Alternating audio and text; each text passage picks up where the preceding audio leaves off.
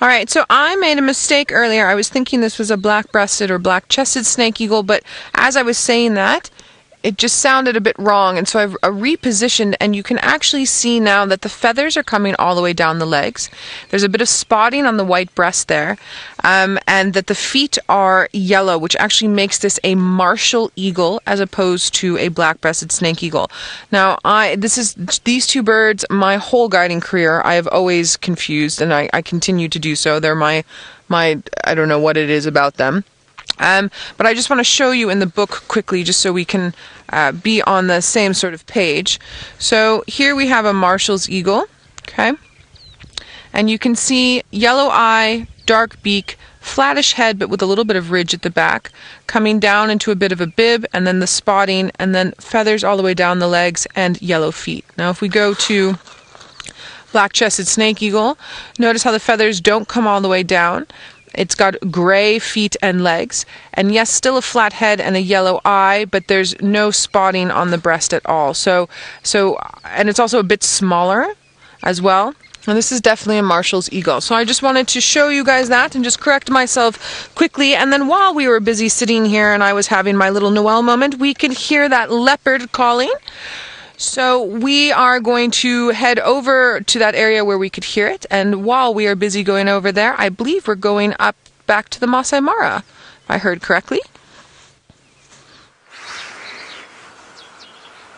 Okay, well, we're at the edge of the murderous Mara River, and there's a big herd of zebra around, and we're not sure whether they're going to cross, but at the moment one's just having a drink, but there is a lot of death waiting for them in the river. And you can see those crocs that are out of the water. And if you just... Oh, there we go, there's another one. But as we just pan across to the right, there is an absolute gauntlet. Sorry, Craig. Just have a look here. Those are all crocodiles. An absolute gauntlet waiting in case they do start crossing. I don't think they're going to cross. Not with this many crocs right there. I can definitely see them. They look like they want to cross though, but I think there's enough crocodiles to convince them it's a bad idea at the moment.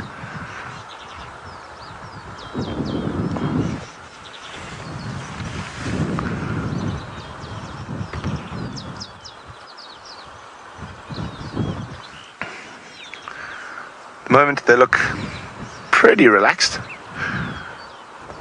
There's not normally that sort of frantic calling and toing and froing that you get before they take the plunge into the river. But then again, you never know what's going to happen next. So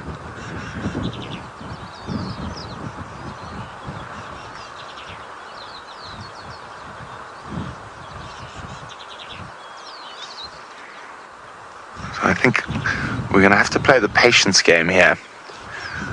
And wait for them to take the plunge, and it could take 10 minutes, it could take 2 hours. But that's the nice thing about being out for the whole day. We can play the patience game for as long as need be.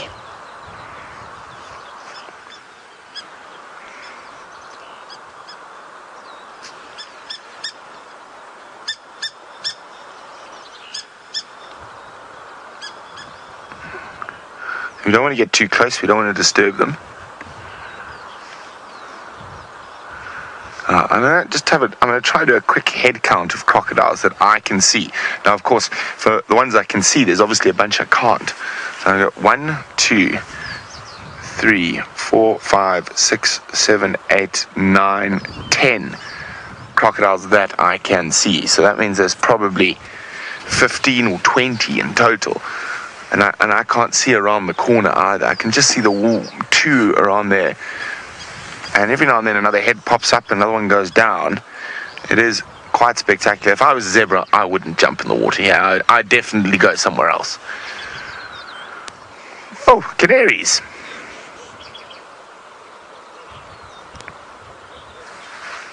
There we go, lovely little canary. Kathy's wondering, do I think crocs can feel the vibrations of the animals approaching the riverbank? Probably not. I think they can see them. I mean, crocodiles' eyesight's pretty good. So I think they can actually see the animals approaching.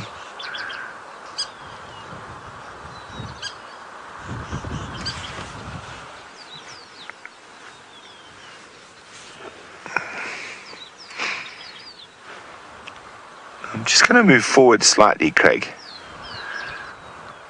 Let's see if we can get a slightly better view. As I said, I don't think these zebras are going to cross here. There's just too many crocodiles. And too visible as well.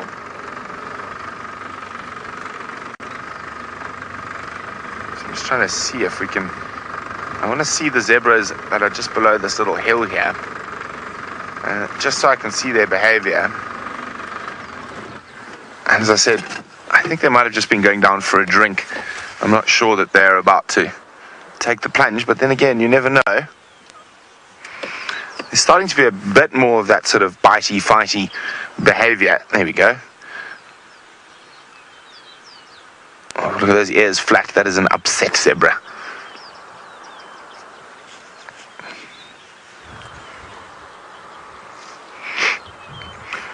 Joy is wondering, why would they want to cross now? Well, Joy, there's been quite a bit... Oh, sorry, 1 second. I'm trying to fight off a sneeze.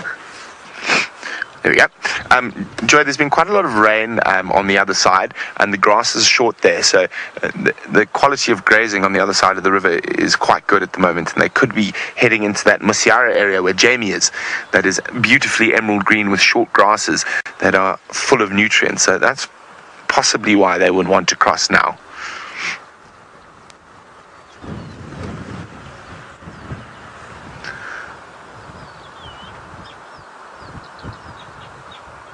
Well, I think they're going to and ah for a bit, and I think they might move to a different crossing point as it gets a bit warmer. Oh! There's some upset zebra chasing each other about. Those ones that are coming up there now, kicking each other, biting each other. Okay, well, we, as I said, are going to play the patience game with the zebra. While we do that, let's go across to my good friend, Jamesy, who's tromping around in the African bush. Our quest continues here. We've got more tracks in this drainage system. We basically went to check the northern boundary. They didn't cross, so we came back along the road down to check where we thought they may have come, and here they are in the drainage system here. They've come down off the road. I'm wondering if they haven't left the cubs in here somewhere. And, because I can't see the cub tracks, can I? No, this is all adults here at the moment. So Herbert's just checking around. Let's go and follow him. Let's go up onto the top here. Now, I did have a comment from somebody who said, oh, there's one going this way. Oh Hi Bacon said that I was sounding sad today. Oh Hi Bacon, I'm not sad. I'm just talking quietly on account of the fact that when the lion starts to go, I want to be able to hear it. Cassandra, you're saying, would they charge at us? Well, if we got close enough and we surprised them, they might, and if the little cubs were there, but it's more likely they'd growl and then move away. Herbie, there's one track here going down that way. Did you see it? He's seen it, obviously. How could I think that he wouldn't have seen it? And they're on top of tracks from last night. So they were here, I suspect, when we started our little walk this morning. I suspect that they were up there on the road. Come and have a look at these fruits over here. While Herbert just checks around to see if he can find the tracks.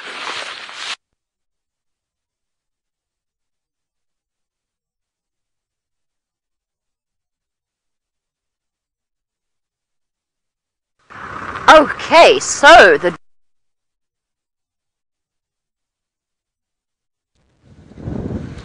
Hi everybody, sorry about that that crash cut there. It happens every now and then.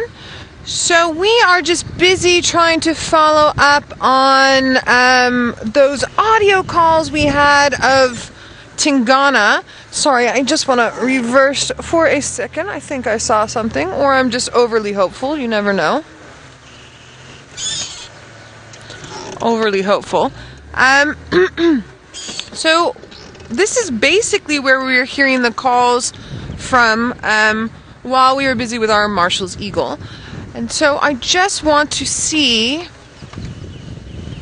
where we can possibly pick him up from, because now where we are is more north from where we were this morning and sort of opposite of the direction he was heading in. So I don't know if he's maybe heard another leopard that we didn't hear, or if possibly he just did part of his territory and then he needs to come up this side. I'm not quite sure. I'm still getting to know all of the leopard movements, and it's been quite interesting learning all of their habits and how they move and how they function, especially because there's so many males in this area. We've got quite a few territorial males, and then we've got all the young males popping up. So it's a nice little learning curve, and it's nice putting the puzzle pieces together. Okay, so obviously on the wish list is to just carry on sort of driving here, and then he just pops up, but as you know, it never quite works out that way. Herbie was just chatting in my ear just very briefly, and he was talking about possibly going a little bit more east. So I have a feeling that wherever he is tracking lions with James, he can also hear the leopard audio that we were getting. And now by audio, I'm talking about that raucous calling that they do, that sawing noise that I have poorly imitated too many times this morning. I don't know if any of you want to maybe see if you can find a clip on the internet rather than listening to my very poor attempt at mimicking a leopard. So it was very full when we saw him this morning, for those of you that were watching for the first few minutes of the show, and active but not hugely active. So the route I'm going to take now takes us back towards where we saw him. And Seb was actually commenting earlier, maybe he's just gone and laid down. And I said, yes, it's definitely a possibility, because we haven't picked up on anything else further with him. It's also the possibility that he came out behind us. But usually when they're calling the way that they're calling, they are moving. And the males will call and females will also call, just the same as with lion. Male lions roar, but female lions also roar as well. So this morning, this is the little road that we took, and then we ended up finding him just in the drainage system over here. And then he was moving a little bit this way. Let's just check. Sorry, what was there? And I've got Eagle Eye Seb on the back. So remember, where Seb and VM and Ferg and everybody and Gendre, where they sit at the back, is basically the same position that you would sit if you were on the game drive vehicle with me. So you sit up a little bit higher than I do, and gives you a slightly different advantage. So where I'm sitting, it really aids in looking a little bit down and inside these little valleys and gullies. And then where Seb sits, it's a little bit higher, so it's a nice spread of where we can find anything that might just be hiding. So I think I possibly had a bit of leopard eyes and didn't really actually see what I thought I saw, but this should be where he is.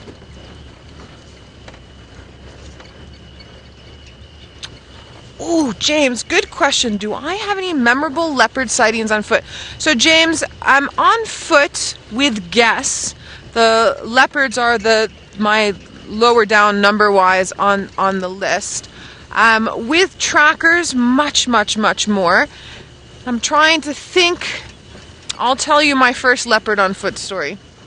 So, and this is the story that I told for a storytelling portion of Safari Guide of the Year, because it shows just how much you grow and you learn as you become a guide. So I moved from one property to another in the Lowveld, down to the Lowveld for my first time working here. And here are our leopard population density numbers. Seb, he should be here if we did that audio correctly. Maybe we should stop and listen. the population numbers of the leopards should be, or are actually larger in this area, more concentrated, more dense. And I was super excited to start working down here and seeing leopards. So now I'm taking guests on game drive. They were just there for just a morning drive, and part of your training that side is you take guests out on just a morning drive or just an afternoon drive. You don't have a tracker. It's part of your learning the roads, and they're not guests that stay at the lodge. They're just guests that come in just for that one drive. So I have this wonderful family on drive. Now I'm keen. The kids want to see lions, so we're going to go track and find lions. So I get down towards the area where I think these lions might be, and I see this water buck, this beautiful male water buck, and he walks across the road, and then he starts alarm calling and runs back. So now I'm all excited. I'm going to now find these lions. So I stop the car and I say to my guests, stay on the vehicle. I'm just going to go track these lions. Now, as a more mature guide, I now know that water buck has seen something, not heard, not smelled, seen something that scared him, and then run back the other way. So what do I do as a somewhat new guide? I start tracking with my head down, looking for tracks of something this water buck has seen. So as I'm doing this, all the hair on the back of my neck starts rising up, and I stop and I look up, and from me to probably that bush, so let's say 8 meters, so 3, 6, 9, let's say 12 foot roughly, is this huge male leopard just sitting there, not even looking at me. He's looking the other direction, just sitting there. He knows I'm there, and inside my whole body I'm going, yes, it's a leopard. And then I'm going, ooh, hooters, it's a leopard. So now my whole mental memory kicks in, sort of my muscle memory, and I don't look it straight in the eye. Oh my goodness, we've got an airplane flying across, sorry. I don't look it straight in the eye, and I'm just out of the corner of my eye, because you never look a leopard straight in the eye. You stare down a lion, but you don't stare down a leopard. You look at it sideways and you make yourself smaller. So I make myself a little bit smaller, and I start zigzagging back towards my vehicle, but still keeping an eye on the leopard. And as I'm halfway back, one of my guests stands up on the seat and goes, "What do you say?" And I'm like, "Shh, shh, it's a leopard, shh." And I get back and I get on the vehicle. I'm like, "Come!"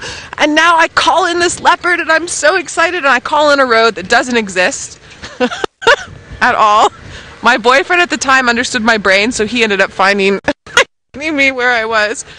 And then this leopard just kept going, and I'm so proud and so chuffed of myself. I found this leopard. I find out afterwards, after I've done this sighting, and I hand the sighting over, people come, that this is probably the most relaxed leopard you will ever see in your entire life. He doesn't care if you're on foot. He's super easy to track.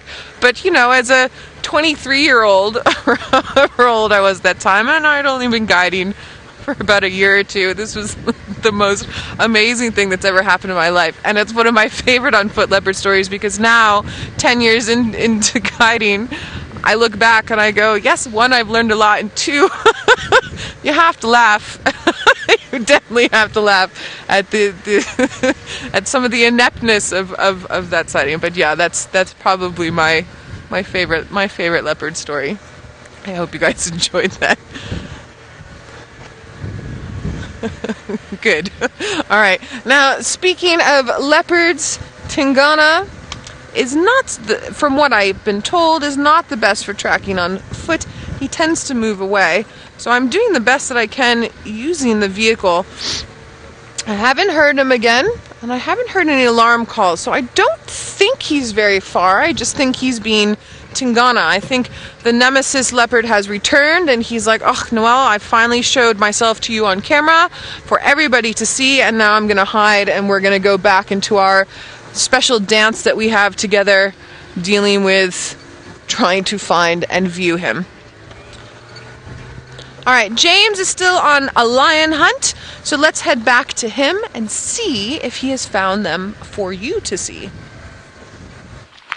No, he can't find them at the moment. Well, not that he was doing a huge amount of finding himself. We are, of course, waiting for Herbert to try and just find where they've gone now. We're on the edge of this drainage line and waiting to see if we can't find if they've crossed here or headed down south towards Gallagher, which I think they might have. Is this not a magnificent area? Let's have a look around. You can stay there, Vim, because down here you will probably fall with that pack. I may well fall down here as well, but that's okay. So I'll go down onto this isthmus over here. It'd be quite fun if I found the lions, wouldn't it? Ooh.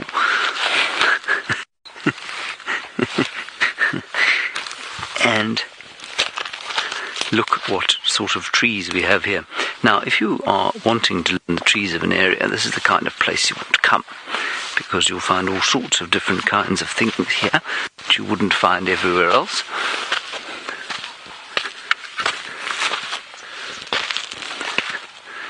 Yes, this is where I wanted to be. How do I look, Vim? Indiana Jones. Good, that's exactly what I wanted to look like.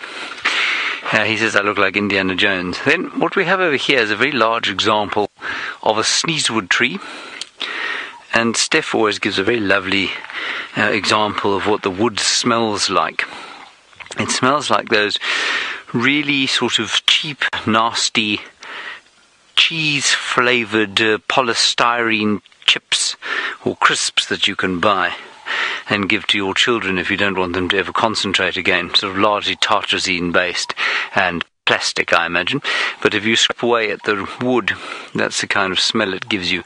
And they make very nice sticks if you can find branches that are straight enough. So that's a sneeze wood over there. Then over here,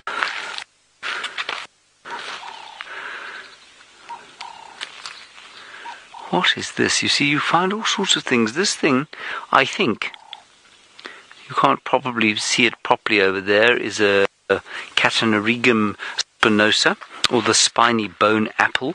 All of them growing in this higgledy-piggledy manner along the drainage system.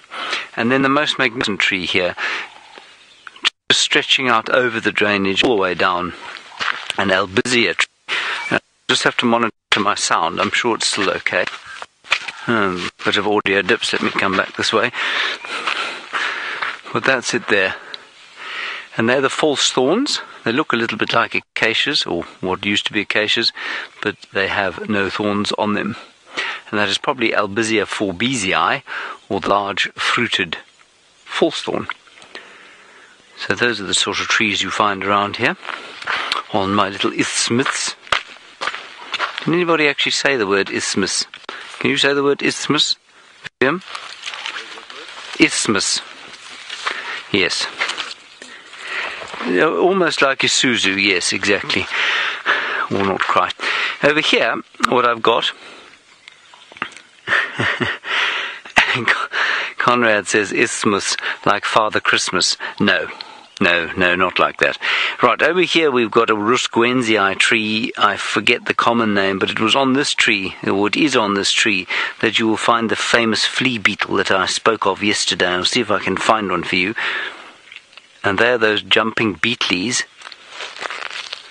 that have those very poisonous larvae. And there is a grasshopper here. Come here, my friend. Come and be my friend. Come on. Yes, there we are. I shall bring him to you, everybody. My magnanimity, my kindness, my desire to please, that I shall bring you this grasshopper. In the face of potential lions everywhere, I am not forgetting the small things.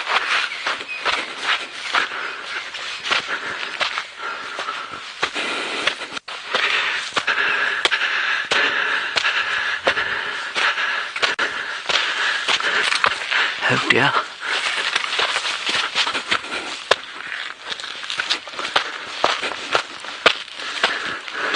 Right. This is one of these elegant grasshoppers or something similar. That is...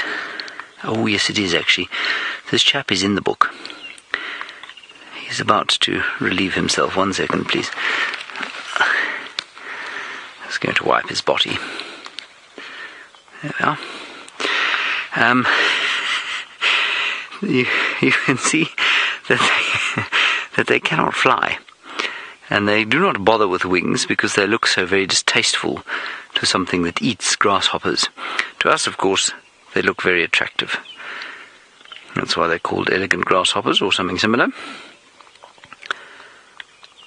Isn't he lovely? This is a young one. They get much bigger than this. They'll probably get up to about that big.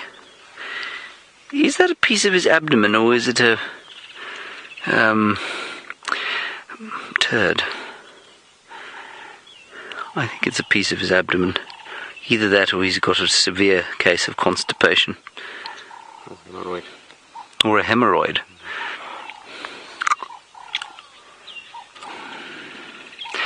There are some things when you're alive you wish you could take back. Of course you can't. Now, interestingly, he was sitting on Rusquenzii, which of course is a toxic plant. Well, it's not a toxic plant, but it is the plant that the flea beetle derives its toxicity from. So I wonder, there must be a chemical in there that this thing is managing to sequester. I think that's the word, sequester. It's a good word. Good. Okay, let's put him back.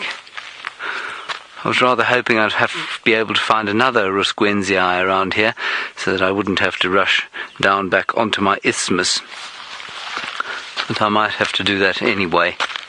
Let me just quickly look here. See. Oh, come on, it's not exactly a rare tree. I would just feel very bad if I put him on something else that wasn't it. There we go. No, that's a Tambuti. I just feel very bad if I put him on something else that wasn't his sort of preferred food source. 1 second. Sorry about this. I do apologise, Kirsten. I hope that you will forgive me. Find it in your red heart to forgive me for what I have done. Oh, pain, agony, old bones. 1 second. Herbie, by the way, is just going up and down here checking to find where he thinks the tracks have gone. At the moment, quite difficult to tell because the ground has got rocky and hard. But I think encouragingly they could easily still be on the property. There you are. Get off. Well done. Okay. Let's go and find him and let's get an update.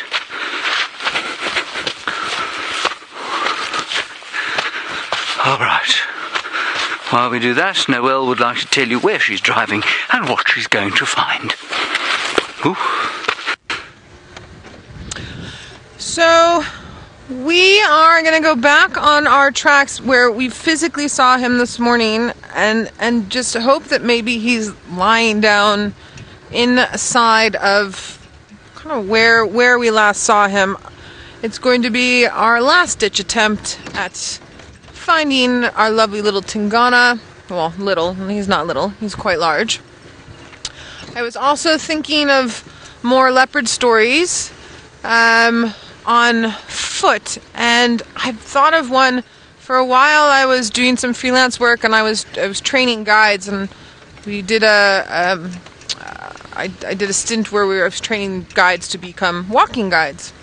And as you guys know, talk a lot about being on foot. I really love being on foot. It's absolutely amazing. And so my role in this particular morning's walk was to just be present and there with people just for safety purposes, but then also shadow the person who's doing the actual assessment just to learn about these assessments. I'm not an assessor yet. Eventually one day, hopefully that will happen. And we were walking, and now I've spent, a month with these students, and now they're fledglings. They're going to go off, and they're doing their assessment to become a walking guide. And so you're very proud, but at the same moment, you want them to do really well, and you want them to get to where they're going, but you also want them to remember all of their awareness and this and that. And as I've told you that story of being a younger guide, sort of a year or two into guiding, and still, needing to learn and to gain experience. So anyway, so now I'm towards the back of the line because they're in front and they're doing their assessment. It's with their carrying their own rifles and doing their own thing and using their hand movements and testing the wind and giving us a guided experience on walk. And we start climbing up the side of this little kopia. Kopia is a little hill. We start climbing up.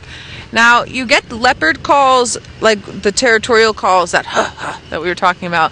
But then when a leopard is not a happy leopard, it makes a sound like a jixer, like a 2-stroke or a 4-stroke little dirt bike starting up.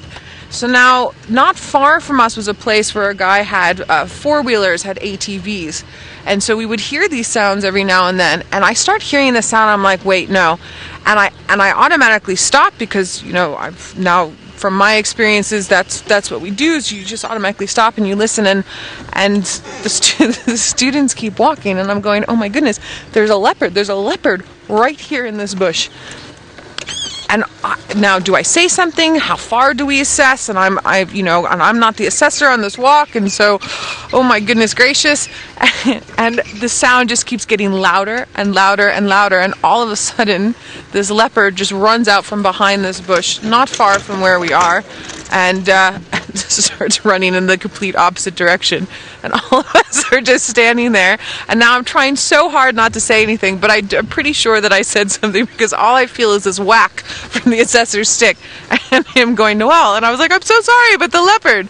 And I just remember I still feel sheepish about it. And it was interesting because it was a sound that I knew and the assessor knew, but it's not a sound that the students had ever encountered. So that was one of their ways of building up their memory and their experiences, was by having a scenario like that. And then when I was in Zambia just recently, so the company that I was freelancing for in Zambia, just after I did my interview here with Wild Earth and before I started working here Safari Live, I was up there in South Luangwa doing some freelance work, and we were busy tracking leopard, myself and my guests, and we got to the spot and I couldn't find the tracks anymore, and they were on top of very fresh elephant tracks, so I just came around the corner, and here's the elephants that we had also been somewhat tracking with this leopard. And I go, okay, so we get out and we photograph these elephants. They were down on the other side of the river by that point. Get back in. I'm looking, I'm like, yes, but these are fresh tracks, and what's going on? And then I pick them up again, and we're driving again, and this and that, and then I lose them, so I get off the vehicle and start tracking. But now the sun is coming from this side, and there's these big, thick, sorry about that, there's these big, thick bushes that are there that have a lot of shade underneath, and it gets very, very warm very early in the morning there. So as I start looping back around, because when you lose tracks, you pull circles, and you pull circles opposite of the way that you read. So instead of from left to right, from right to left, so I'm pulling these circles, and all of a sudden, I hear that motorbike sound, but it's not the same. This motorbike sounds a little bit different, and this leopard was hiding in the shade under one of these thick woolly caper bushes, and just his bubble with people on foot was obviously much larger than, say, a bubble with a leopard on this side. And again, he bursts out of the bushes, but not towards me, away.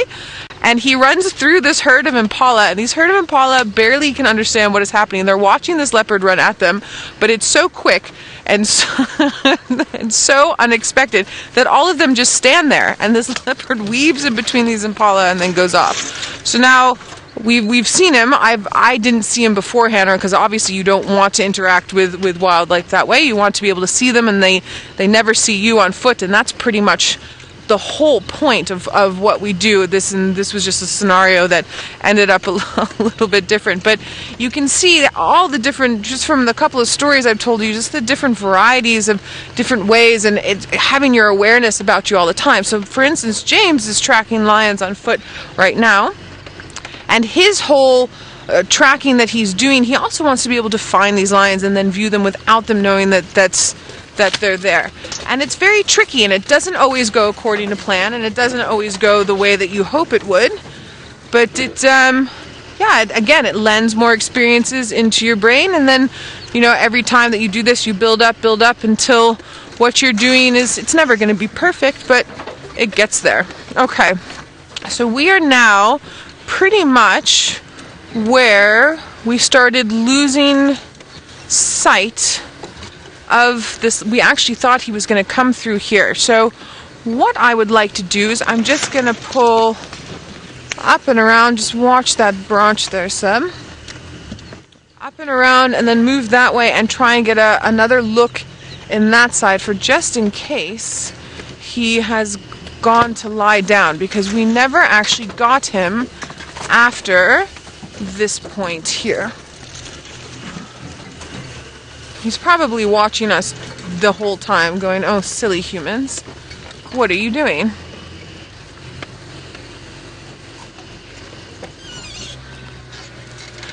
Philip, you are wondering what is the strangest request a guest has ever given me. And the one that pops to mind, because you know, you get all sorts. The one that pops to mind at the moment was I had guests, they were with me for 3 nights, and I think we were on our 4th or 5th game drive. So within 3 nights, you'll do 6 game drives. It's 2 game drives a day. Seb, just hold on there. And so 4th or 5th game drive, we've seen all the big 5. We've seen zebra and boki and antelope species and things like that. Sorry guys, I use the term bokies quite often. Bokies is a South African term for antelope species, so please excuse me for that. Anyway, so we've seen loads, and one of my guests says, all right, well, now we've seen everything, but you haven't showed me a tiger. And I said, I'm sorry. And he goes, no, but you haven't showed me a tiger. I really want to see a tiger. And I know that they occur here. I'm sitting there, I'm thinking, yes, but we're in Africa, and we don't get naturally occurring tiger at all. So this is probably the strangest request I've ever had. And I explained to him where tigers live, and he says, no, but on TV I've seen that you have tigers here. He had seen there's a tiger rehabilitation center where there's a gentleman that's sort of breeding tigers up that he wants to then repopulate into the wilds in you know, India and China and these places, and he'd seen this, and so he thought tigers were something that you see on safari here in Africa, and he was determined, and he couldn't understand why I wouldn't show him a tiger. So that was probably, I tried my best, but that was probably the strangest request I've ever had. Tingana, we know you're here, buddy. Come out. Come out, come out. If I were Tingana and I was not going to carry on scent marking, and I had a fat belly like that, this would probably be where I would be. What do you think, Seb? I agree. Are you agreeing because we're live? No, I agree. I was thinking about that just now. I would hold on. But I would be somewhere around there. Seb's agreeing for real, not just to be nice. All right, but you guys can see, I mean, there's these little thickets and all these little hidey holes. It's not warm for us right now, but it is warming up, and he was very, very, very full. I mean, he was moving so slowly. And I have not picked up a single track anywhere we've been looking, and it's possible I've missed something. But I think he's probably still somewhere in amongst here. So while I'm still searching for Tingana, James is still searching for his lions. So let's head on over to him and get a little bit of an update. Well, as Viam is showing you there, Herbert is following invisible tracks down the road. We can sort of see them when the sand gets soft. Herbert can see them all the time, though. He has some form of superpower vision thing. Now, while we walk along here, I will tell you that Jason has pointed out that I haven't used a profanity while live for some time, and Jason, you were wondering if I have done some sort of profanity management course. Jason, I like to think that I have gained a certain level of self-control, and that's why I haven't sworn. However, were the lions to leap up behind Viam now, in front of Herbert, growling savagely, that may well go out the window very quickly. So if it does, I apologize in advance. I think we've all been caught saying something. I've definitely been caught more often than most. And in fact, I'm trying to think, Noelle hasn't been caught yet, but she's hardly been here, nor's Ralph. But I think the rest of us have been caught Even Jamie, even superbly controlled Jamie was caught. Anyway, we try and avoid using profanities. So they lay down on the road back there. That was what Herbert was showing us.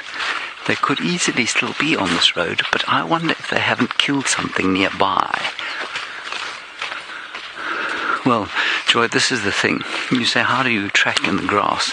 The answer is I don't. But Herbert does.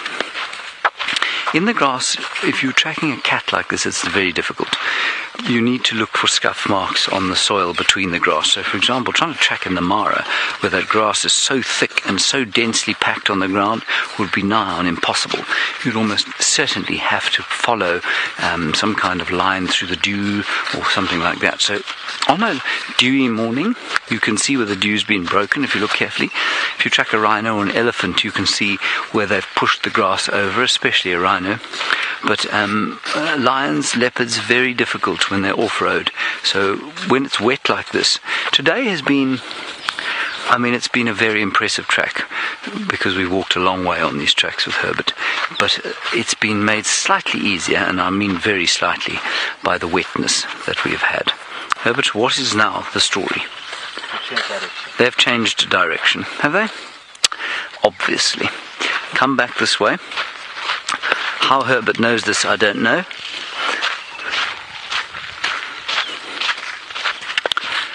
Aegis, you're wondering about the local language and what the word for lions is.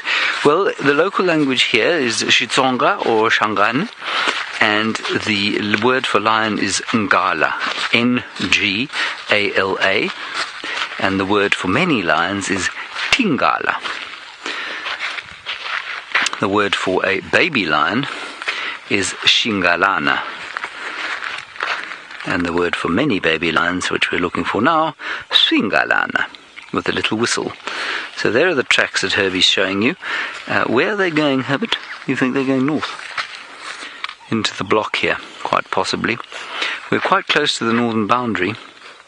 And Tingana was shouting around here up to about 15 minutes ago. He was calling around here somewhere, so we could bump into him as well. But if he finds those lions, he won't be hanging around them. We might find him in a tree and the lions underneath it. That will be exciting. Let's go up this termite mound and get a bit of vantage and see if we can't see something from there. I'm increasingly of the opinion that the lioness and the male maybe killed something yesterday and that she's taking the cubs back to the kill.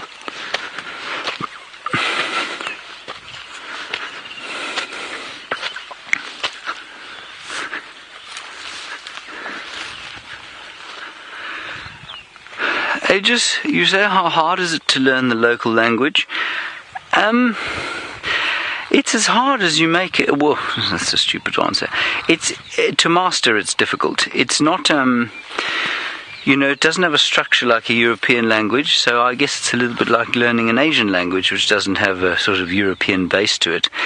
So from that point of view, it's quite difficult. To become conversational to the extent that you can understand local people and talk to them and, have very basic conversations, I'd say it would take about a year of fairly consistent study. And you would have to get a teacher to teach you the structure of the language, because without that it becomes extremely difficult to use.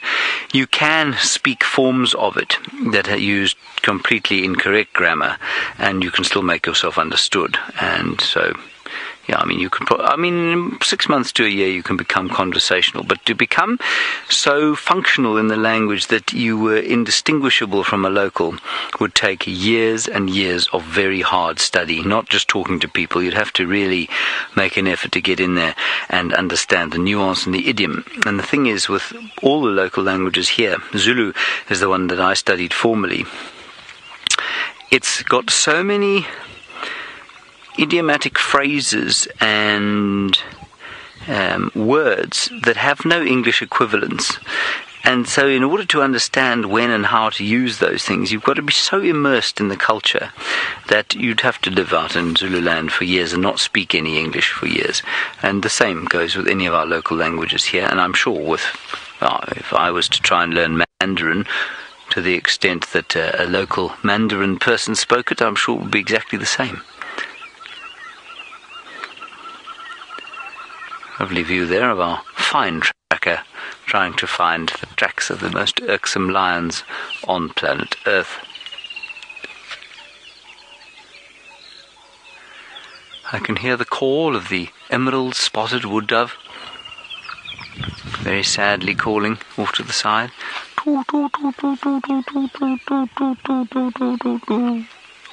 Many woodland kingfishers, a couple of orioles, hornbills laughing at us, and of course the gentle hum of the generator in the distance, indicating that once again the South African power utility has failed to do what it is paid to. This is not surprising. Right, we're going to get off this termite mound now, and while we do that, we're going to hand you across to Noel, and I would like you to tell her that I still think that Tingana is between Gallagher Shortcut and Mvubu Road. Thank you so much. Oh, James, you think that Tingana is between Galago Shortcut and Mvubu. Thanks. So on foot, James must be hearing things that I was unable to hear when driving the car around. And that would make some sense to me now as well, because we're basically right where we lost him and we really, really can't see. Okay, I'm going to extract myself then. James, thank you so much for that. And Kirsch for passing the message on. I'm sorry, I've got a thorn. All right, let's make our way out of here and head where James thinks that he might be. Seb, we did talk about that possibility earlier. And then I don't know. Seb says there's been many possibilities. I would definitely agree with that. Shame. All right, so we will meander out of here. It's interesting how, look, I mean, we drive, most vehicles for game drives are diesel vehicles. We drive petrol vehicles, for one of the reasons being is that they're much quieter than a diesel. But even with just the small noises that we have while we're driving around, and then also, I mean, I talk very loudly, just the way that I am, we don't always hear something like a leopard call. So lion roars travel a lot farther than a leopard call. A male lion roar can travel sort of 16 kilometers, which, what is that, about 7 miles roughly, when the weather conditions are correct. This leopard calling, is that a hole there, Seb? No, you're good. Okay. This leopard calling is not going to travel quite that far. I would say about 1 kilometer to 2. It's a lot softer. Well, at least definitely much softer for my ear, but then also just for the range. So 1 kilometer or 2 would be sort of around a mile, roughly. And so just this little bit of noise we have with the car makes it a little bit harder to hear as we're driving on. So we're going to come back out on our little track that we made and head over that way.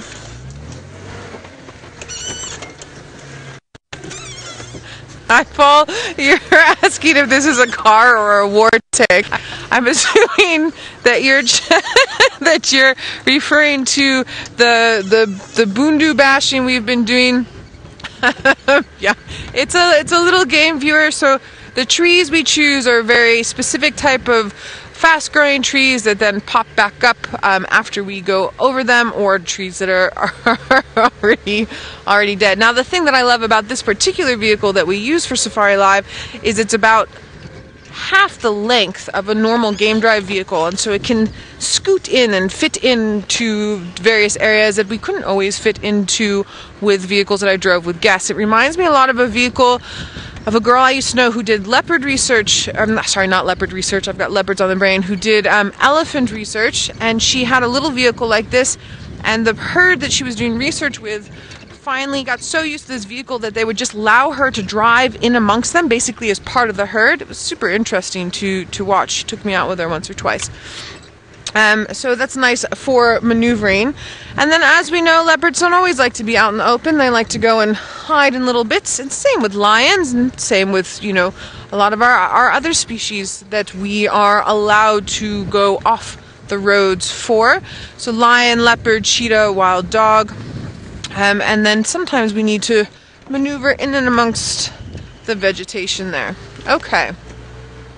Well, let's head on over to where James, and I'm guessing Herbie as well, thinks that Tingana might be. And if he is over there, it means I've definitely missed some tracks, which can happen, especially when I'm busy chatting with you all. Obviously, my field of vision's a little bit smaller, but also just a leopard's tracks in general. I mean, leopards are big, but they're not as big as a lion, so they don't always leave a huge indent. And also, if Seb and I were absolutely perfect at all of our tracking ability, it would take a lot of the fun out of it as well. Because this is fun. I don't know if you can tell. It's super fun. And it's, as we've spoken about before, highly, highly, highly addictive. You wanna get there. Now, this morning is not as I don't want to use the word stressful because it's not really stressful, but maybe frustrating would be the correct word, because we have seen them a little bit. It is one of the hardest things about guiding, is knowing that a species you've been tracking is right there and not being able to show your guests.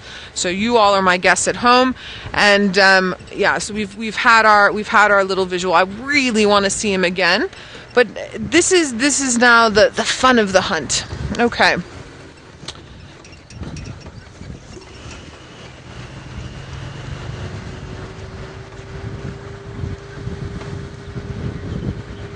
Cheryl, you're curious about if there was a place in the world that I could guide, where would I go? Like, which place would it be?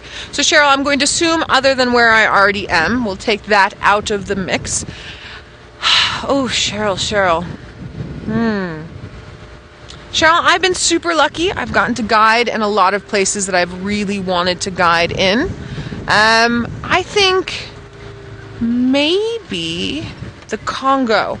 I think going and doing gorillas, and even lowland gorillas, and sort of chimps and places like that would maybe. What I really want to be, which for a very long time I called an okapi, and just everyone used to take the piss quite badly. But yes, yeah, it would probably be in the Congo. At least that's how I'm feeling today. Oh, how amazing! And red river hogs and forest elephants. You hear that alarm call, Seb?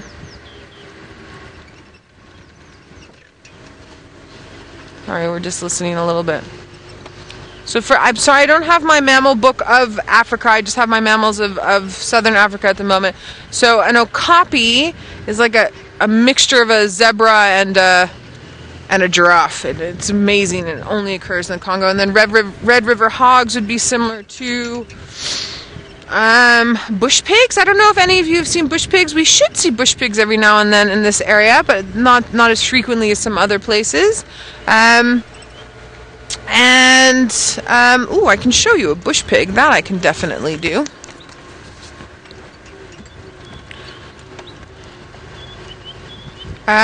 What else? Oh, and then the forest elephants. So the forest elephants are much smaller than our elephants that we see here, and their tusks point straight down.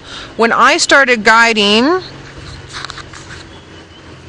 sorry guys, I just want to pass. We've got some staff who are busy on their way from the gate to Djuma to go back to work. They probably were on leave for a little bit. Hello, good morning, good morning. Alright, so this is what a bush pig looks like. Here we go, up at the top. It's like a very red, very fuzzy warthog. They live in little family units, and tend to be more nocturnal in movement than diurnal, and a little bit more vicious. Oh, here's a red river hog. They have put it in for comparison. Oh, fantastic. So this is the bush pig on the left, and the red river hog is on the right. So more similar looking to bush pig than to, say, a warthog. So I would love to see a red river hog. And then the forest elephants, like I was chatting about, their tusks point down, as opposed to being a little bit more curled, and they're smaller in stature than the savanna elephants that we see, and a little bit more secretive, but they live in the sort of the thick jungle. There was amazing footage that came out a couple of years ago of them accessing some of the mineral and salt little pans that are inside of those jungle areas. I would like to see that. I don't know. There's so much. I think Cheryl, my list just gets longer and longer and longer and longer every time I start learning more and more and more and more about the continent and wildlife across the world.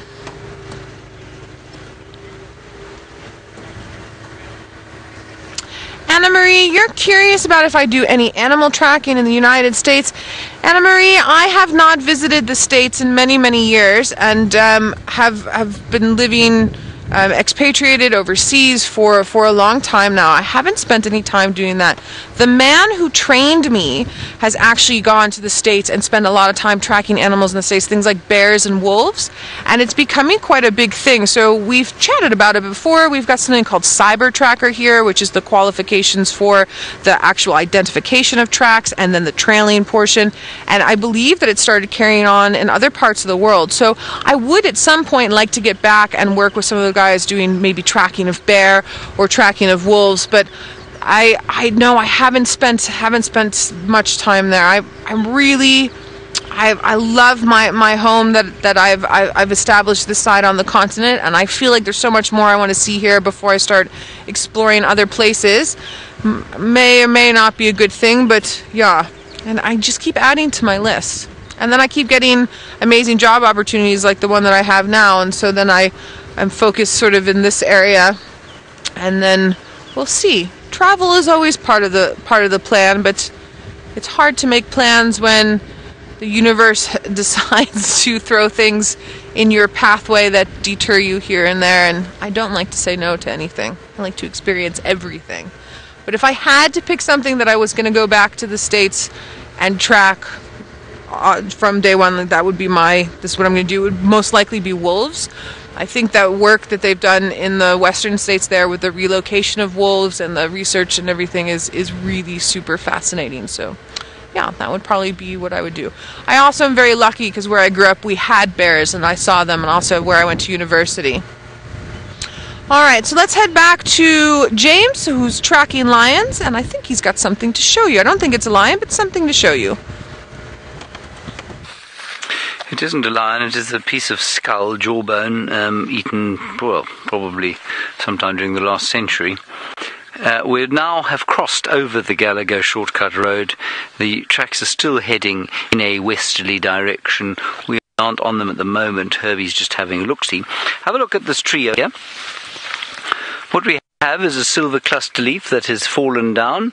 It could have been pushed. Yeah, I think it probably was pushed by elephants, and you can see they've eaten it away.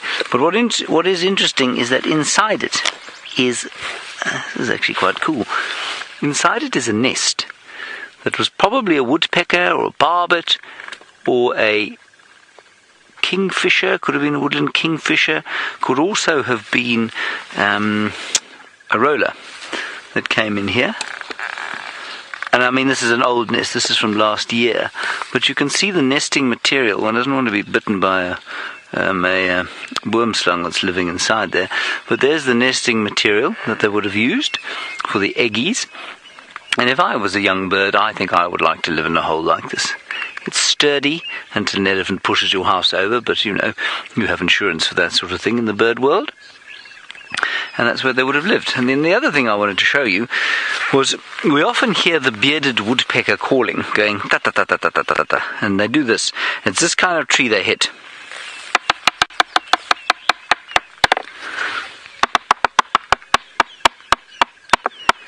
And it's that loud, and they do that, of course, with their beaks.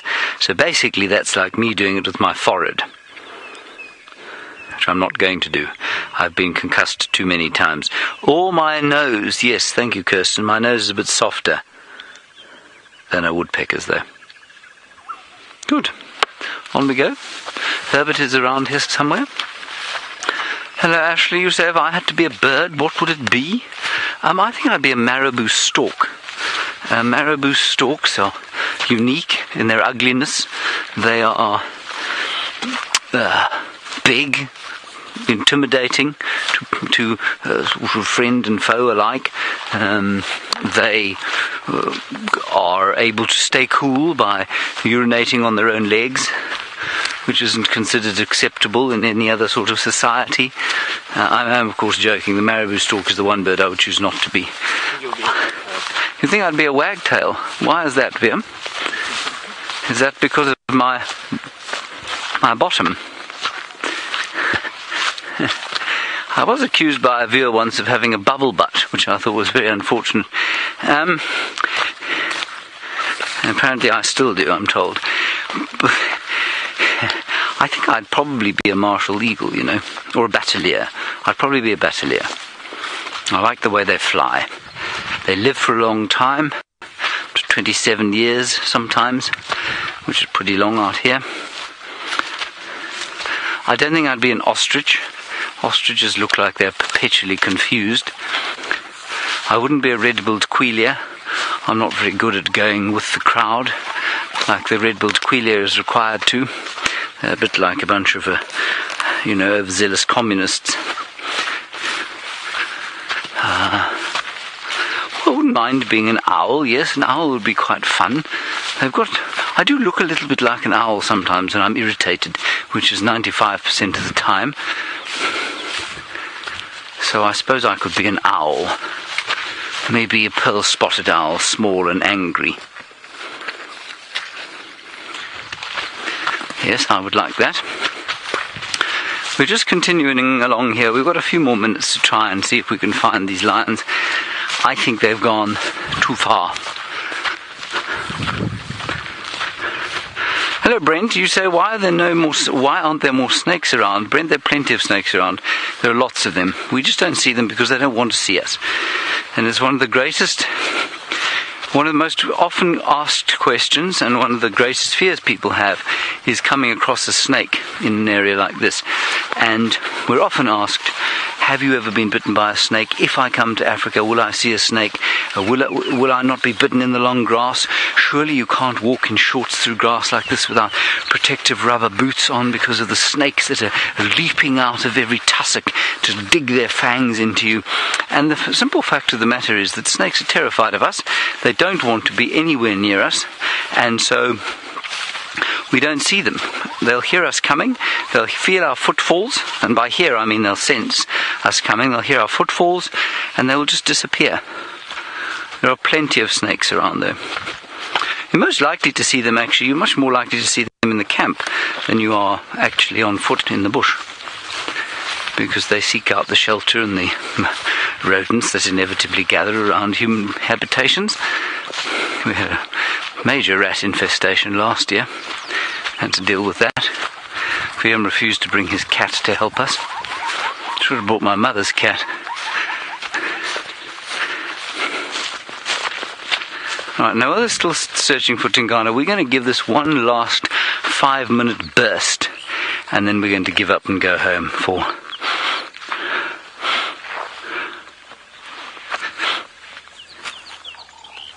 Ah, yes.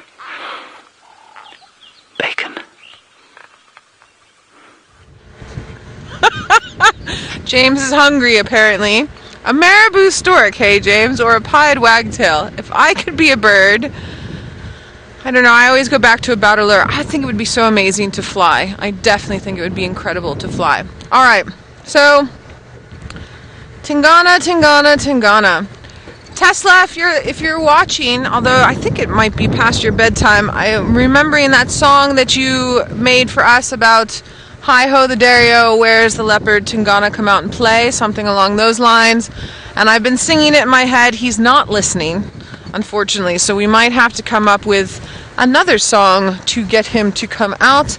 I was kind of hoping he would be perched nicely in a tree somewhere, sort of warming up in the sun.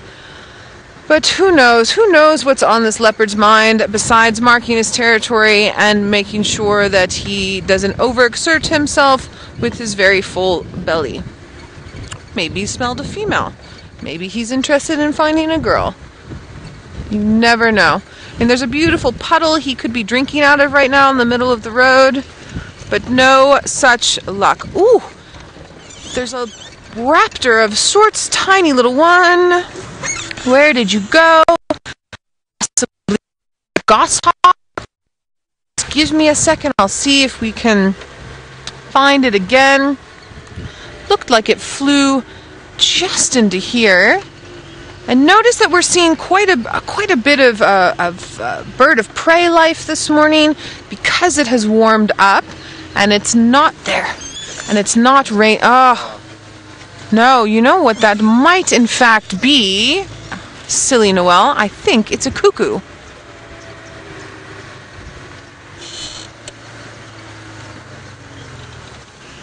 Let me just come around the corner again.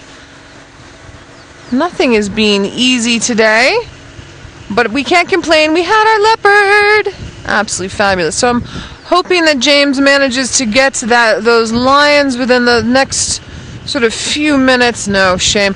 I actually think I was wrong. I do think it was a cuckoo. I think it was a red-chested cuckoo, and I just got overexcited as usual. And as you know, cuckoos like to hide and they do not like to be seen very often. Still searching for the Nemesis Claus's cuckoo for our Djuma bird list. Hopefully it will happen this season. Alright, I don't have any tracks for Mr. Tingana as of yet. And no sight either. I've been loving all the questions and comments you all have been giving this morning. So if you have more, please, please, please keep sharing. It's nice to interact with everybody and get to know everyone a bit more.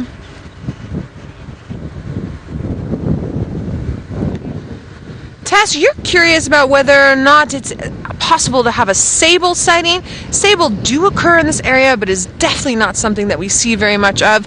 An interesting fact with sable and also with roan, they don't need as much water as, say, impala do. And in a lot of these areas where we are, they have built over time these artificial water holes. And when you build artificial water holes, it means that you are allowing species that are water dependent to outcompete species that are not water dependent.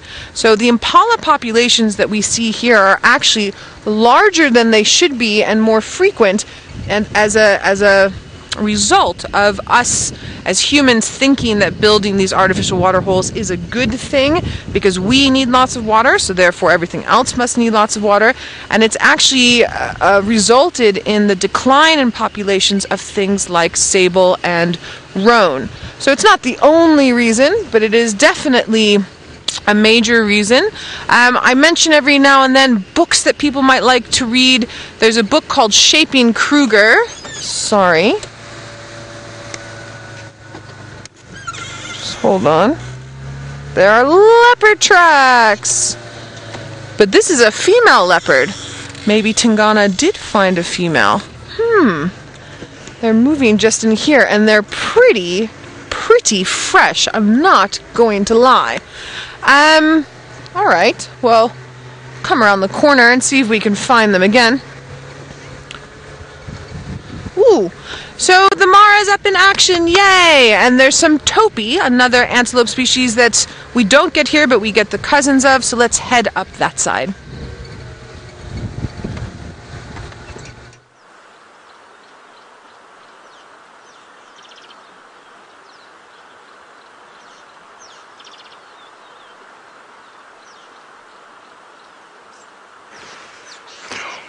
Welcome back to the Mara. We're still sitting in the exact same spot you left us, but as you noticed, there are no zebra, only some topi. We've actually had 2 zebra crossings while we've been here, and some topi crossing as well. Now we're wondering whether this little group is going to risk the gauntlet that is before them at the moment, and it is truly a gauntlet. There we go, look at that. The crocs managed to catch 3 zebra, 2 babies and an adult, but they have eaten it all already, and they are now lying in wait for the next potential crossing.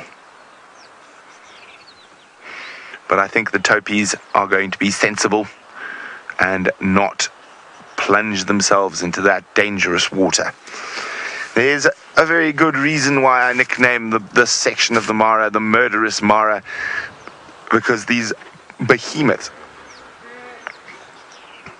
Oh, I hear more zebra. Okay, we've got more zebra coming in. So I think we could have another potential, a fourth crossing even. Wouldn't that be exciting? So we're not going to move from this spot. Now, we were heading down south towards the Tanzanian border, but we just haven't moved, and we've seen so much from sitting right here. There are some truly massive crocodiles in the river here. What are those two up to? A little bit lower down. Oh, there we go, you got them. I think they're just having a bit of a bask.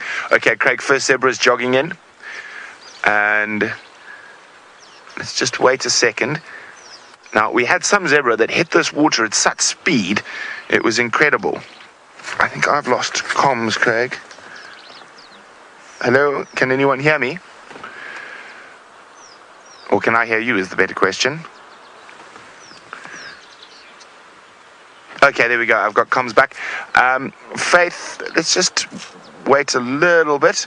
Let's see what happens with the zebra before we have our action groups join us.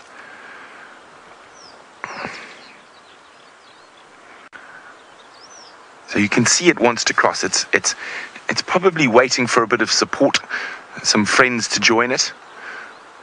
It might jog all the way around to the next crossing though. There we go. I think it's going to call. Might do a little call. I'm just trying to have a look behind me. Yeah, there's quite a few zebra coming. Now, quite often, once the zebra take the plunge, the topi join in. On the pure odds is that if there's other stuff in the water, you're less likely to be eaten. I'm wondering if that zebra is going to keep jogging around to the next crossing, and we might have to move. Just going to wait and see.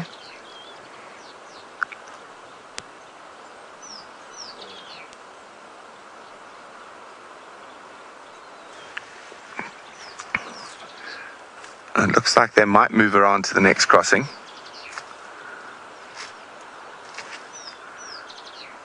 I just want to see what the rest of the herd do.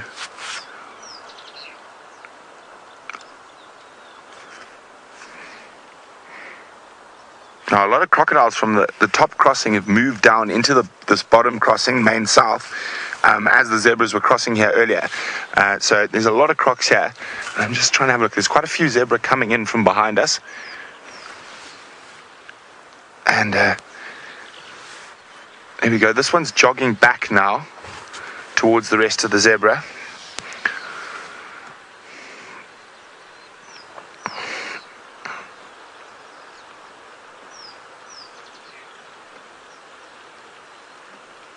Now, certain zebra have been sort of a bit smarter than the others.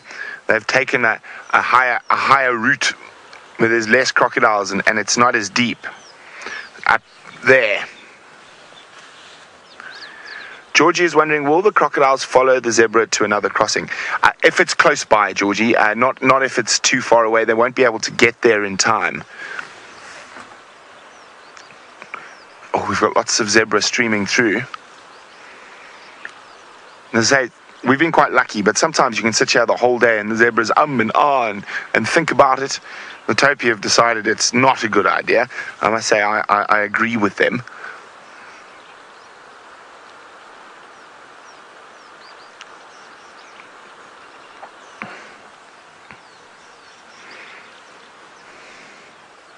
Oh, something gave them a fright. Nothing in particular. Now, I've also been keeping my eyes open for the Paradise Pride. With the amount of crossings, I'm surprised that this Paradise Pride haven't heard and moved into the area to wait in ambush.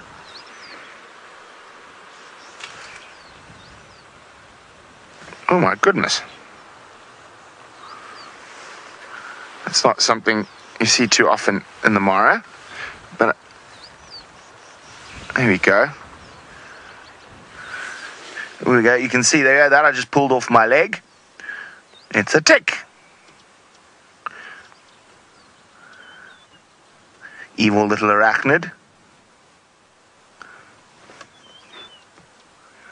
Oh, you definitely tend to get bitten more by them when you're on bushwalk. So this guy must have been around our car parking lot this morning. And you can go back to the bush, away from my leg. Thank you very much. Come here, you evil little arachnid. Okay, it looks like they might be moving up towards the next crossing.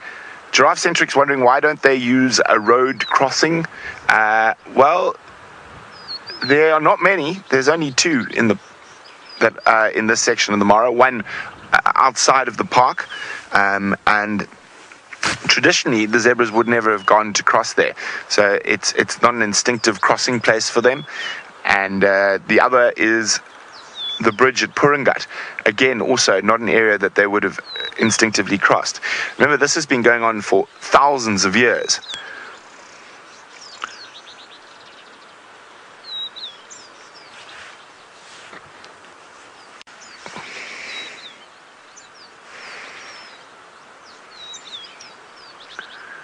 Well, as I say, we're going to play the patience game. We don't want to move just yet.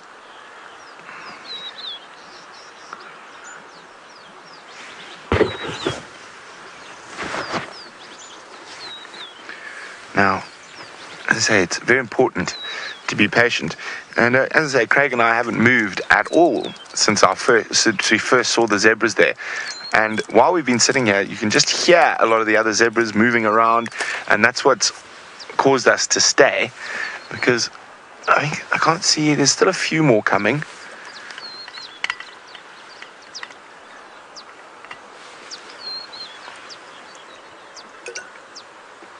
That zebra in the distance does look like it might head towards Main North.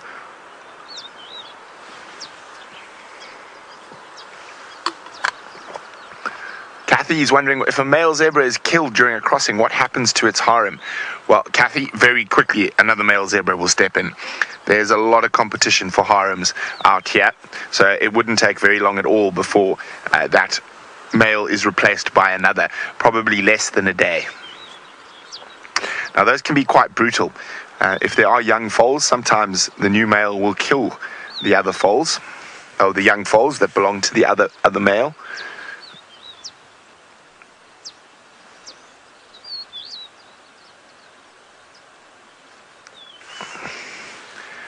But I think we're going to move towards Main North. What do you think, Craig? Should we zoot across there? I think we might as well.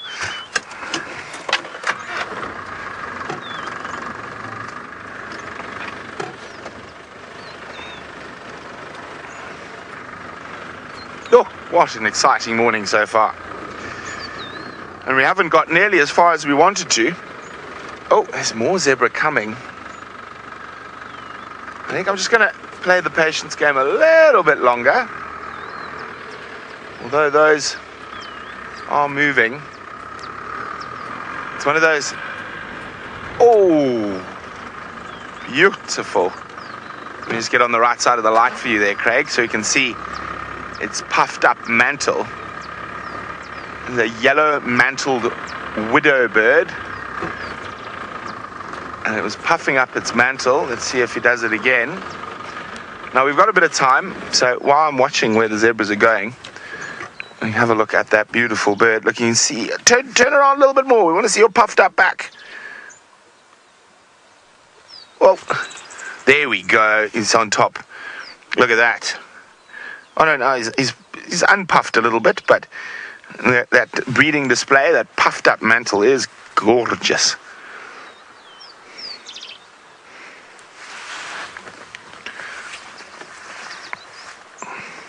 He's looking for ladies. I'm keeping my eye on the zebra. It suddenly got quite warm as well.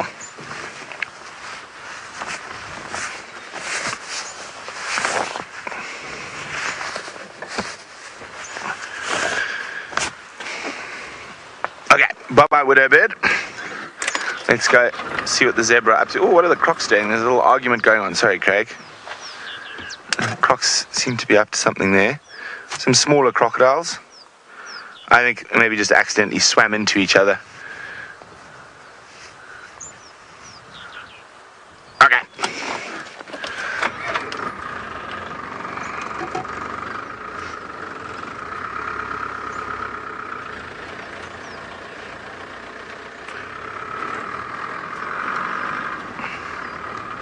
Now, the one thing we haven't really seen this year is Thompson's gazelle crossing.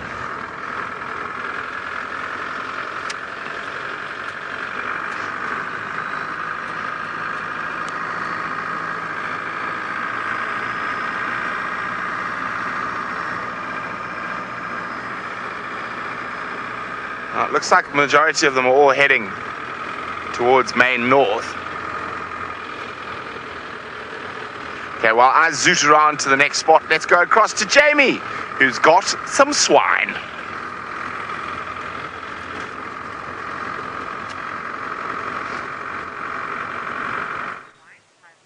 Oh, some swine indeed, and some tiny swine too.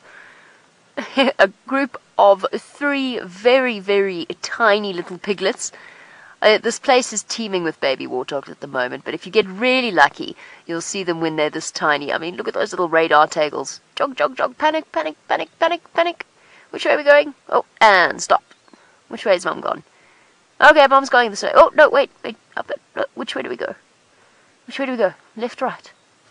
Mom. We shall stop and poop instead. I love little baby piglets. They really are too gorgeous. I'm very glad that we actually have the opportunity to share this with you, because every time I've tried to put warthog piglets on camera recently, we've vanished and the internet has disappeared. So at least we're managing to see this lot. One of them is decidedly smaller than the others. The one. What is that in the background? Is that a cheetah? It's a cheetah! No, it's a hyena. Ah, overexcited. Overexcited. I've been looking for cheetah for the last 3 hours. So I got myself into a state for nothing. So far, Archie and I have driven around this entire area and I've seen one other vehicle, which is making finding Armani's girls kind of tricky. I'm sure they're around here somewhere. I know they were. Oh, shame. Mum's indecisive as well. She doesn't know which way to take her piglets. The longest legged hyena I've ever seen. Off it goes. Oh, you 3?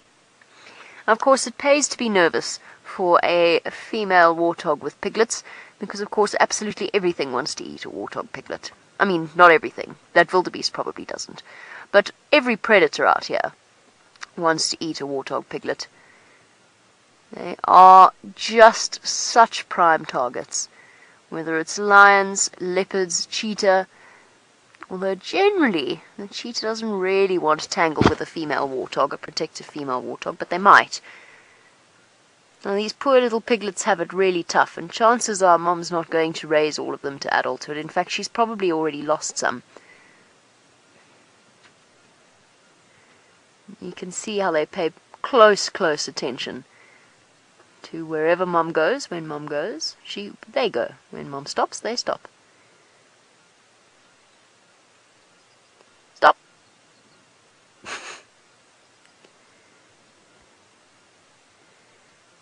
Stop.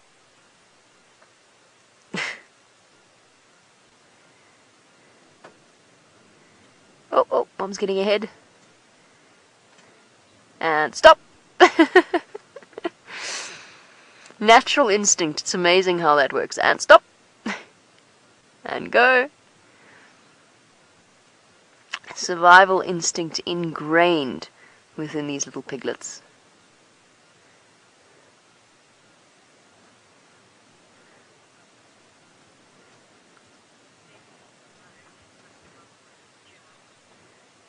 Too gorgeous. Okay, now we're going to have a sniff around the base of a fallen tree. Good a place as any. Might be some nice roots or shoots, fresh green shoots around there.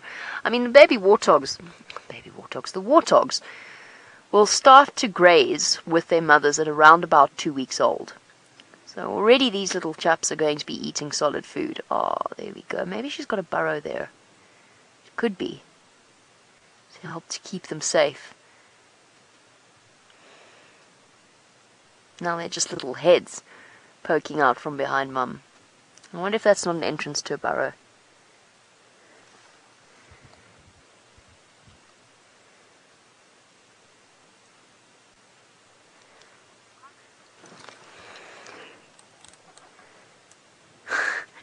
Chitty Chatty Meg says, so stinking cute. They are, aren't they? They are just so utterly beguiling. And possibly a little smelly too. Although, I've never found warthogs to be overly pungent. bristly, but not overly pungent. I think I've all told you the story of when... Oh, she's going to suckle them now. I think I've all told you the story of when my dog Lexi decided when she was about 6 months old that a warthog would be the best possible playmate. Oh, no, she's up again. And Lexi's answer to that was to go and bounce about and play bow in front of this warthog. And this warthog took great offence and charged at her. Oh, look at these little pigs suckling. And she, in her 6-month-old panic, came running to Mum, followed by a good 80 kilograms of very angry, very rapidly moving warthog. We had to have some words after that about playing with warthogs. And a Nyala, actually. She likes to play with a Nyala. Oh, sweet.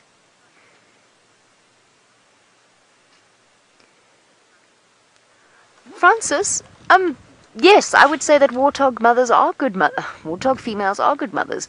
They're exceptionally attentive, they are protective. If something does attack their piglets, they will try and save them if they can. They'll often try and chase the predator away, sometimes to their own detriment. And they have a really, really tough time. When I say everything wants to eat a baby warthog, everything wants to eat a baby warthog. They're like cocktail sausages when they are this numerous. So she's really, really got her work cut out for her. Nice thing is that not only will she look after these little guys really, really well, but if any of them are females, once they grow up, she'll probably end up having her next set of piglets with her daughter and her grand piglets. We'll go with it. Grand piglets? I like it. Hey. So she'll essentially stay with her daughter. Or her daughter could easily stay with her. And learn a little bit about the whole mothering process from, well, who better to teach her but her mum. So yes, I would say that warthog mothers are good. Warthog females are good mothers. Why can't I get that sentence correct?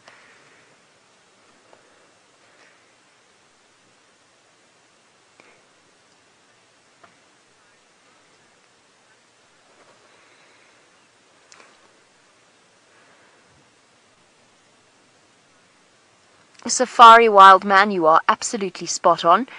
You are correct. This is indeed the loiter herd. So safari wild man is saying, surprised to see... little panic, little panic. Surprised to see so many wildebeest this late in the Mara, and wanted to know if this is the loiter wildebeest. Just to clarify, because I confess to having made this exact same mistake myself. Oh, panic, panic. Don't panic. I confess that I thought they were called the loiter herd because they loitered behind, which I now feel very silly about because it's actually named after an area, the Loiter Hills, Loita. It's not that they're just loitering about. But yes, a good 30 to, I can't remember exactly how many wildebeest stay behind. I think it's over 100,000. Wildebeest do not take part in that migration all the way to Tanzania. The loiter herd moves between the Loiter Hills and this area and the Mara Conservancies. So what that means for us is that we'll actually get to experience a birthing season, not on the same scale as you would in Tanzania with the massive, massive herd, but out here we'll get, good few babies being born this side in around about February. Mom's shepherding the little ones off. Went down into a hole, come back up. What is the zebra doing? Zebra's fighting. There's so much to look at around here. It's also far away, though. So we've got a bit of a heat haze. The zebra are having quite a nasty fight. Zebra can be so cruel to each other and cause such nasty injuries. I shouldn't say cruel. Cruel implies some kind of malice behind it. It's just their natural instinct, but they really are vicious to each other. Bye-bye, little piggies. It's time we went to go and find some cheetah.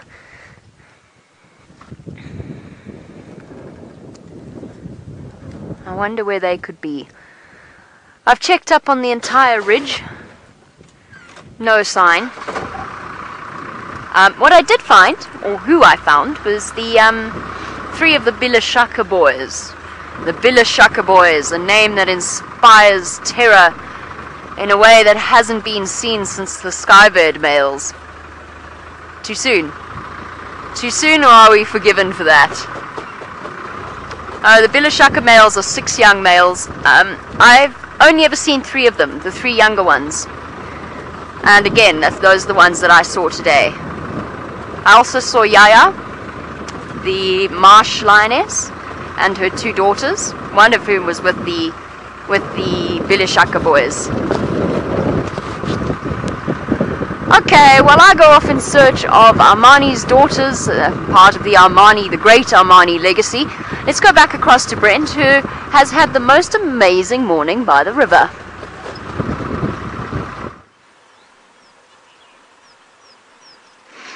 Well, we're still playing the patience game with these zebras, but I've got a feeling they might not cross. They're running up and down and trying to find their friends who crossed earlier.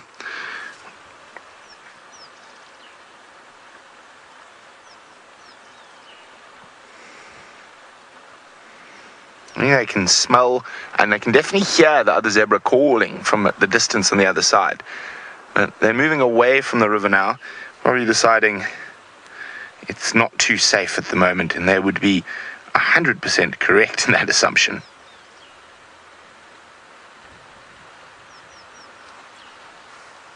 Now there's still some of these big crocs. Oh, that one's off on a swim. Where are you off to?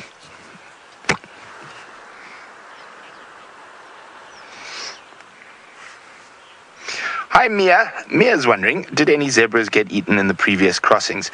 Yes, 3 zebras got eaten in the previous crossings. So unlucky for the zebras. Lucky day for the crocodiles, though.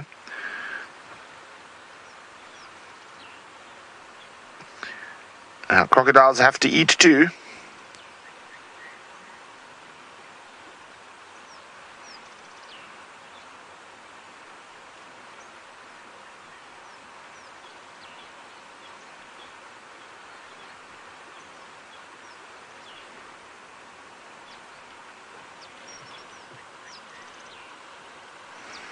You can see them swimming around in the river, trying to get their spot. Oh, there goes a spurwing lapwing through shot.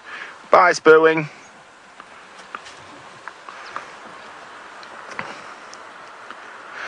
Now, Craig and I have been having a big debate, well, about whether we should keep heading down south or should we spend a day by the river. We haven't quite decided what we're going to do yet. But Bittersweet wants to know, can zebras identify each other by their spot patterns? Yes, I believe they can, and probably by smell as well. I'm going to just turn around for you, Craig. There's some other zebras a bit closer. Oh, I just want to see if we can have a look off this precipice. And you see that guy there? Look at that. That is a fat crocodile. That is an absolute beastie. Look how thick his neck is. And got a big layer of subcutaneous fat behind their neck. And works with males very similar to what a male lion's mane does. It's to help protect them when they're fighting for breeding. Oh, actually, let's go. There's some big holes. We don't want to go land on top of the crocodile. I'm not sure who will get the bigger fright, the crocodile or us. So I've just noticed that the lead zebra, who's been running up and down,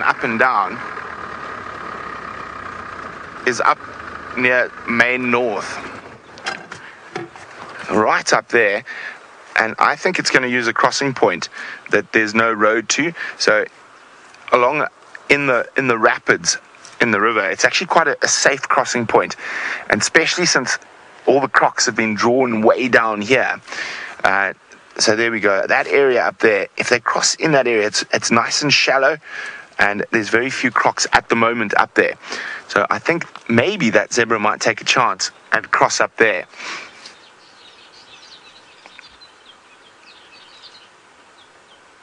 Now, there's no road to that crossing, so we're in the best spot here. Well, no road from this side. There's obviously access from the other side. And I think Jamie's not actually too far from us. She's somewhere on the ridge behind us. Somewhere up here.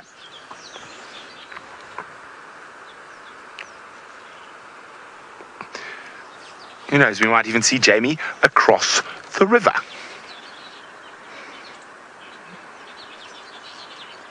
Maggie says she votes to stay by the river. It's her favourite place in the Mara. It is very nice, Maggie. I mean, apart from the large crocodiles, I'm feeling a bit of a beach vibe today. What about you, Craig? A beach vibe, a Mara River beach vibe. Okay, see the rest of the herd that disappeared is joining. Now, they could duck into those trees, and that's the entrance towards the crossing, but you never know. Paradise Pride might be waiting in those Croton thickets.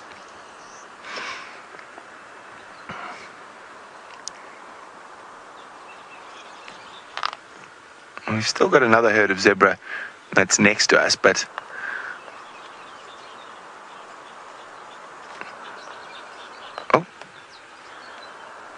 now Cobalt's wondering, what is the largest croc I've ever seen? Well, I've seen some really big crocodiles. I'd say the biggest crocodile I've ever seen was actually in a croc farm where I used to work. His name was Mampande, and he was caught in the Mampande Rapids, which is just above Victoria Falls, not Lake Victoria, I apologize, in Zambia.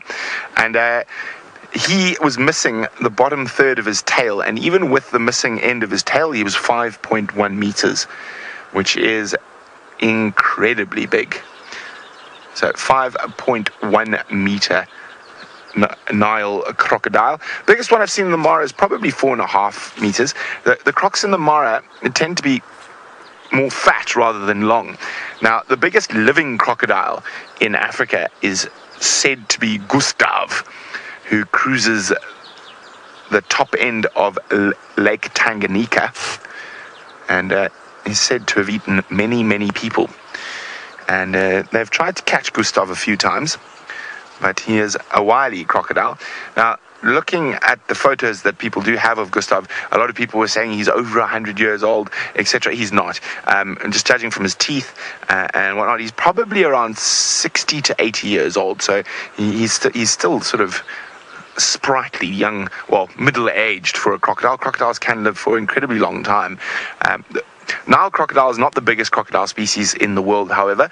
That would belong to Porosus, Crocodilian porosus, which is the Indo-Pacific saltwater crocodile. And the biggest recorded one, I think, comes from Papua New Guinea. I've forgotten its name. Oh, no, he decided he doesn't want to cross. He's come out now. Or maybe waiting for some backup. We've got a rattling testicular rattling away next to us.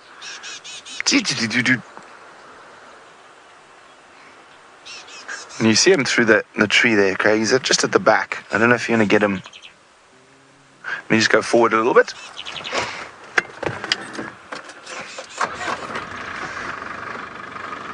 Don't you fly away, don't you? Oh, you flew away. Now, while there's been absolute pandemonium happening down in the river, there's been some old gentlemen, and you can just see them there, who have watched all the pandemonium and not done anything. They have just watched the zebras go past, not wanting to get involved. Now, I'm wondering... Oh, tired buffalo. I'm wondering whether those zebras might head around to the next crossing, which is cul-de-sac crossing. Now, Jamie's across there, and she's got some zebras. I wonder if any of those zebras were the ones that escaped the crocodiles and crossed the river. Let's go find out. If they are, they've certainly done a magnificent job of covering distance, although one could hardly blame them. Once that fraught river crossing has occurred, the animals seem to be, funnily enough, as keen as could possibly be to get away from the water. But no, I don't think it's the same group of zebra. But Brent is right, we're not far from where he is. In fact, that's where I'm going shortly after this. So what I wanted to do was just check where Armani's girls were last seen a week ago. You might be asking yourself what the chances of finding them in the same place, and I shall answer, well, not very high, but it was the best I had to go on, so I've attempted to come in this direction. Scrappy zebras this morning. Everybody seems to want to fight. You causing nonsense, you. I just saw one of them kick the other one so hard in the face. They really can be vicious. But I suppose stallion doing the job of protecting his harem. I'm pretty sure that this is his. He's got a few pregnant mares. One almost fully grown. So he's got to keep marauding young males at bay.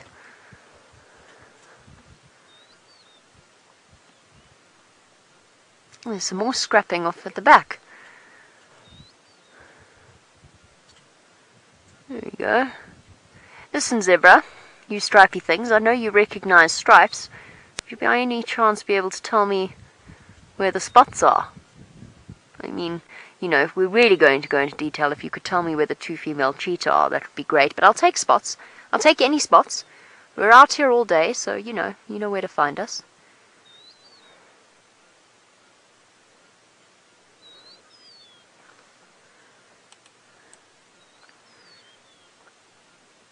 Possibly dive 4, dive soul, dive something.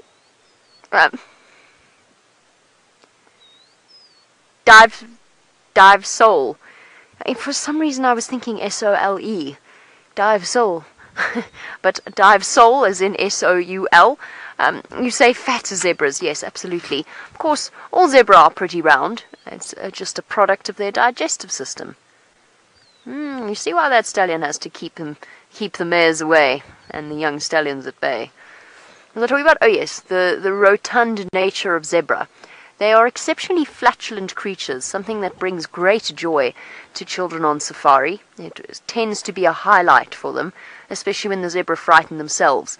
But that's why they are as rotund as they are. It's because, well, essentially they are full of gas, produced by the bacteria that's breaking down the cellulose. But there are a couple of pregnant ones. The one that's just to the right of these guys, the grazing zebra, she looks to me to be quite rotund. It can't all be gas. Pretty sure there's a baby zebra in there as well. Battling for space, I imagine. Oh, and the one on the right, actually. In fact, even more so. Cobalt, yes, actually I've seen it before. An adult male zebra will try, and when the herd is attacked, it will try and chase away a lion. If it is one lion, and probably only when it's a lioness, to the point that I've actually seen both the mare and the stallion be killed in the same situation trying to save the foal. So the stallion does get very, very protective, but most of the time their instinct with a lion that they know they don't really stand a chance with a lion is to run away. But I have seen them chase leopard away. I've actually seen them in a standoff with cheetah before. We've seen them chase wild dogs before on these live safaris, and I've seen them chase hyena as well. One absolutely heartbreaking sighting I had once upon a time was with the stallion of the herd trying desperately to save his foal, which unfortunately was past the point of saving, being killed by hyenas and dragged into a waterhole. And this poor stallion just kept trying, kept coming back, kept trying, getting closer and closer to the hyenas before being chased away. But he was desperate, and they were all, the female was calling, the male was calling. It was a very distressing sighting. Now, it's not uncommon for a zebra to be killed in defense of its offspring. And the same applies to buffalo as well. Okay, as I make my way towards the Mara River, because it seems as though that's where the action is this morning, let's head across to Brent for the last few minutes of the sunrise safari, since he's had such a fantastic time down by the riverside.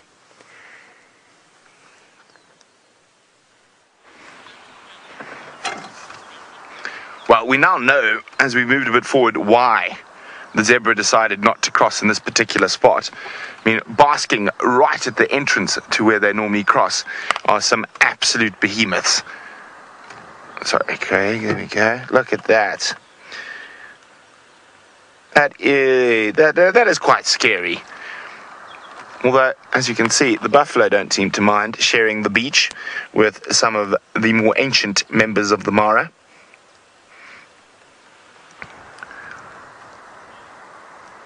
It would be, I don't know, I think some of these crocs might be big enough to think about attempting to grab a buffalo, but it would be unlikely. And why, when the zebras keep putting themselves in their mouths? Sure, that is impressive. Now, of course, as you know, Jamie and I are out all day today, and I think we're going to spend some time around the Mara River. So remember, we could go live at any time to bring you the magic of the Mara. Oh, he's got a wound there. Look at those fighting marks on his face. Look at that. And remember I was talking about that big, thick neck and that hard skull to protect them. So for the last few seconds of this sunrise safari, we're going to let you look at the Mara River ancients. And you never know when we're going to go live again, so look out for that go live notification.